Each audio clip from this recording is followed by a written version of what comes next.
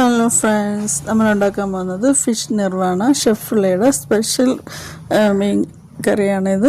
മീൻ വറ്റിച്ചത്. ഇതിന് വന്നിട്ട് സാധാരണ മീൻ ഫ്രൈ ചെയ്യുമ്പോൾ മുളകും മഞ്ഞ ഉപ്പും കുരുമുളകും കുറച്ച് എണ്ണ നാരങ്ങ എല്ലാം കൂടെ ഇട്ട് ഇതുപോലെ ഗ്രില്ല് ചെയ്തെടുക്കുക. നന്നായിട്ട് പെരട്ടി വെച്ചിട്ട് ഗ്രില്ല് ചെയ്തതാണ് ഇത്. ഇപ്പോൾ നിങ്ങൾക്ക് വേണമെങ്കിൽ ഫ്രൈ ചെയ്തെടുക്കാം. കുറച്ച് എണ്ണ ഒഴിച്ചാൽ മതി.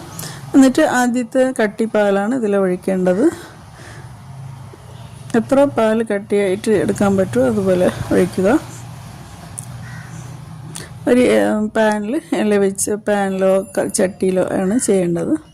എന്നിട്ട് കുറച്ച് മാങ്ങ ഇട്ട് കൊടുക്കുക. പിന്നെ പച്ചമുളകും ആവശ്യത്തിനുള്ള ഒരു 4 പച്ചമുളക് എടുത്തിട്ടുണ്ട്. കുറച്ച് ഇഞ്ചി ചതച്ചത് അരിഞ്ഞിട്ടാലും മതി.